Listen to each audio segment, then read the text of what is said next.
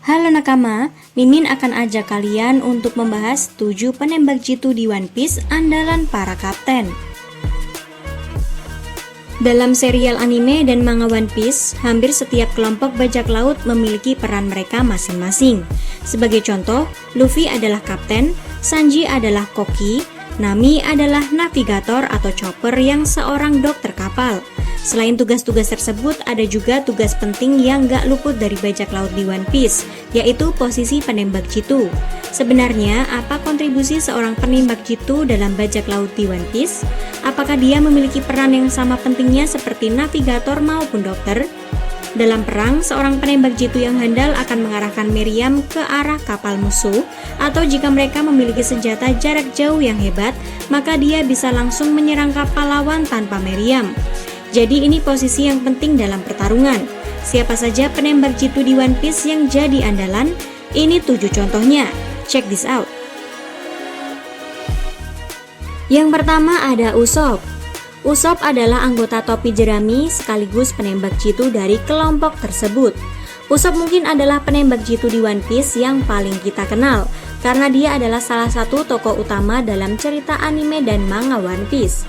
Dari semua anggota topi jerami, Usopp adalah seorang penembak jitu yang handal. Dan jika bakat diturunkan dari orang tua, maka Usopp memiliki kemampuan menembak ini dari sang ayah, yaitu Yasopp. Usopp memiliki mata yang handal dalam membidik targetnya. Dia juga ahli dalam mengenakan senjata jarak jauh, meskipun senjata andalannya adalah tapel khas miliknya. Meriam di Going Merry dan Tausan Sunny juga Usopp yang menggunakan dengan baik untuk menyerang target. Ada beberapa adegan yang menunjukkan bahwa penglihatan Usopp sangat hebat. Yang pertama, saat di Pang Hazard, Usopp menyadari bahwa Monet sedang memperhatikan mereka, di mana yang lainnya nggak sadar. Selain itu, saat melawan Moria, Usopp juga orang pertama yang menyadari bahwa Moria ada di perut Oars. Sejak Dressrosa, Usopp juga sudah mengembangkan Kenbun Shokuhaki, memastikan jangkauan tembakannya bisa lebih jauh dan akurat. Yang kedua ada Yasopp. Yasopp adalah ayah dari Usopp dan keduanya memiliki kemampuan dan penampilan yang mirip nakama. Bisa dibilang kemampuan Usopp diturunkan dari ayahnya karena Yasopp memiliki kemampuan penembak jitu yang sangat hebat. Saat ini Yasopp adalah anggota bajak laut rambut merah yang dipimpin oleh seorang Yonko yaitu Shanks. Tentu Shanks memilih Yasopp bukan tanpa alasan. Sebelum direkrut oleh Shanks, Yasopp sudah memiliki reputasi sebagai penembak jitu hebat di dunia One Piece dan Shanks sudah melihat langsung kehebatannya yang memang gak main-main. Bahkan saking hebatnya, Yasopp bisa menembak antena musuh dari jarak 100 kaki. Namun gak melukai semut tersebut dan hanya mengenai antenanya saja nakama. Jelas kemampuan penglihatannya gak main-main karena targetnya sangat jauh dan juga sangat kecil. Ada fakta yang unik dari Yasopp. Si penembak jitu ini ternyata mempunyai masa lalu yang kurang menyenangkan dengan Vista, anggota Shirohige. Mungkinkah Vista adalah orang yang bisa menahan tembakan seorang Yasopp? Kita nantikan saja penjelasannya nanti jika kelompok Shirohige dan Shanks mungkin bertarung lagi.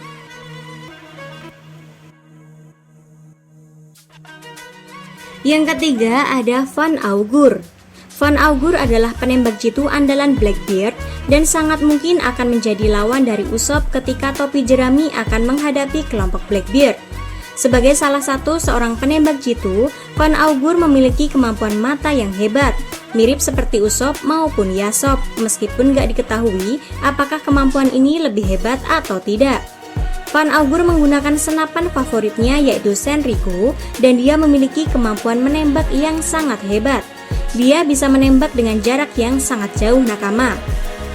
Hal ini berkaitan dengan kemampuan menembak cepat yang ia miliki. Bagaimana jadinya jika dia berduel dengan Usopp?